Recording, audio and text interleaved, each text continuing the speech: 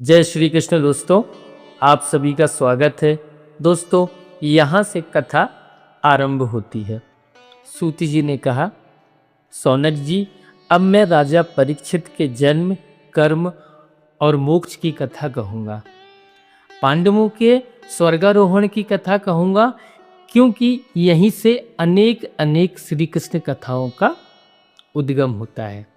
फिर सूति जी ने कहना आरंभ किया कि जब महाभारत के युद्ध में 99 कौरव वीर गति को प्राप्त हो गए, भीम ने गदा प्रहार करके तोड़ दी दुर्योधन की जंघा, जिस पर बैठने का संकेत किया था उसने भरी सभा में परम सती द्रौपदी को। और भीम ने संकल्प लिया था कि इस जंघा को मैं खंड खंड कर दूंगा, चूर चूर कर दूंगा। भीम की प्रतिज्ञा भी भगवान की कृपा से पूर्ण हुई।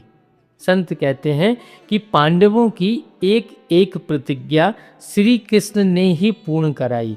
यदि दुर्योधन निर्वस्त्र चला जाता गांधारी के सन्मुख, उसके बाद किसी भी प्रकार के अस्त्र शस्त्र से उसको क्षति पहुंचाना संभव नहीं था। किसी भी प्रकार से भीम की विजय नहीं हो सकती थी। दोस्तों, जब दुर्योधन अपनी माता के पास निर्वस्त्र जा रहा था, तब पहुंच गए भगवान दुर्योधन के पास। भगवान ने कहा, ऐसे जाओगे माता के सामने? तुमको नरक जाना पड़ेगा, नरकगामी होगे तुम।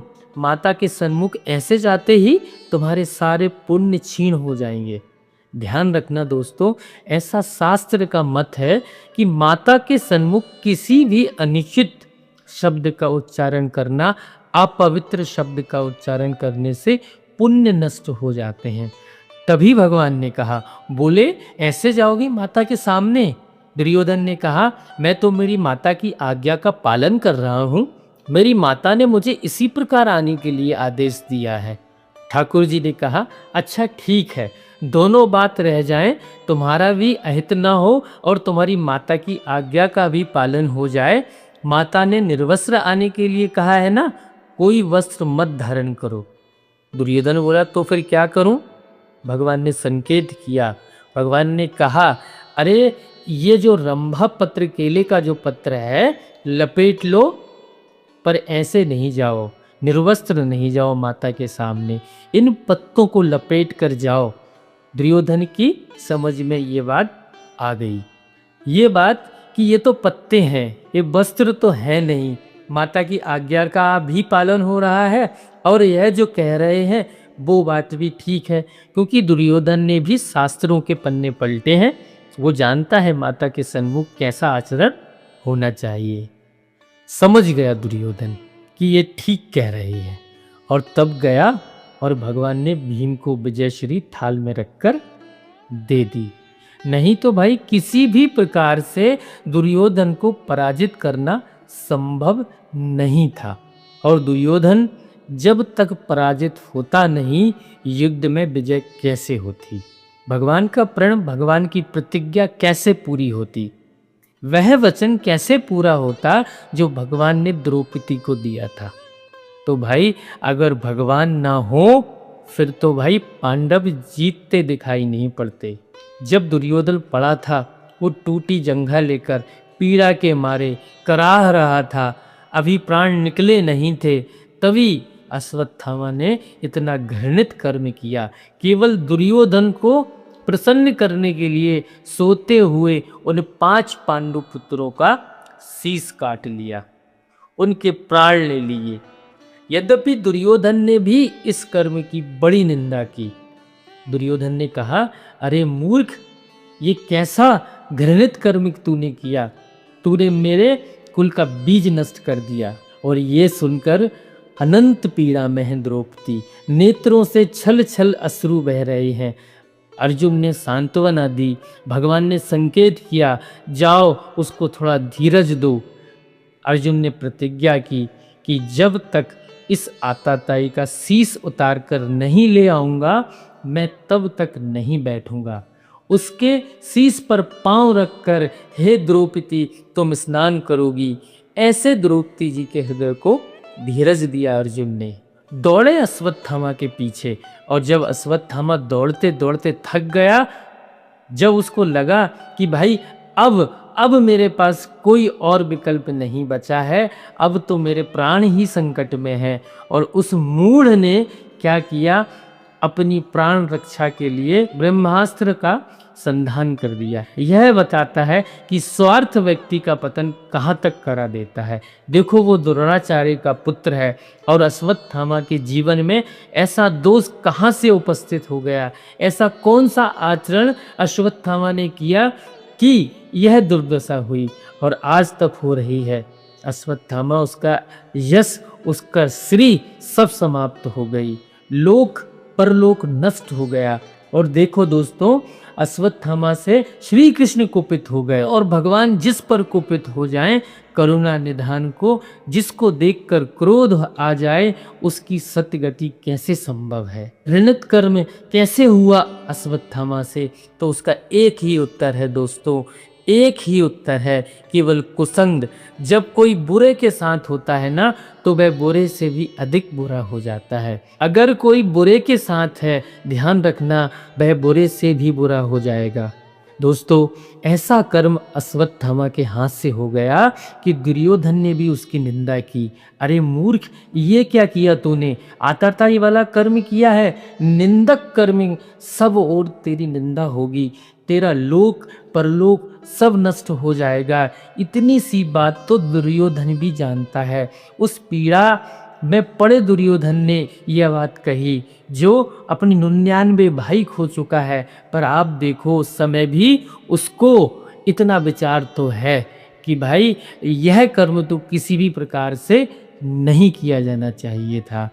सोते हुए बालकों को मार दिया। अरे कोई गहरी नींद में पड़े व्यक्ति को तो जगाने से पहले ही विचार करना चाहिए। अरे अगर कोई थका मांदा सो भी रहा है तो उसको जगाया नहीं जाता, और तूने तो प्राण ले लिए। हुआ क्या, जब ऐसा कुकृत्य अश्वत्थामा ने किया तो उसका अपना मन जल रहा था।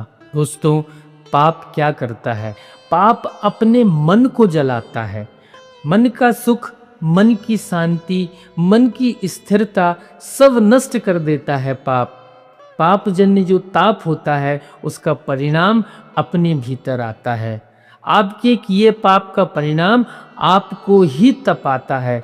अगर कोई सोचता है कि भाई अरे आज तो कर ले हम पाप, कल किसने देखा है, नहीं भाई, कल आप ही देखोगे। कर्म का जो बीज गिरा है वो फलीभूत अवश्य होगा। जो जस करहीं सो तस फल पावा, इस सारे अस्तित्व का ये एक अटल सिद्धांत है।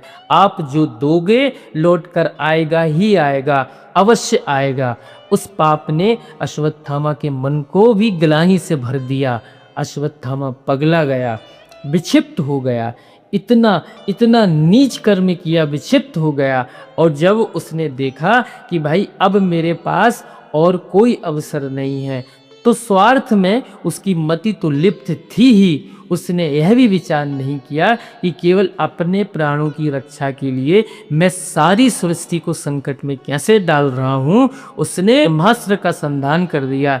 इसलिए अयोग्य व्यक्ति के हाथ में जब कोई शक्ति आती है, उससे लोक और समाज का अहित ही होता है। दोस्तों, तो उस मूढ़ ने कर दिया ब्रह्मास्त्र का संधान। अब ब्रह्मास्त्र के तेज से जलने लगी 10 दिशाएं। यह कार्य अर्जुन भी कर सकते थे, पर उन्होंने नहीं किया। अश्वत्थामा यह जानता था कि मैं ब्रह्मास्त्र का संधान करना जानता हूँ, पर इसको लौटाने की विद्या मेरे पास नहीं है। और अर्जुन संधान करने की विद्या भी जानते हैं, और ब्रह्मास्त्र को लौटाना कैसे है यह बात भी अर्जुन जानते हैं।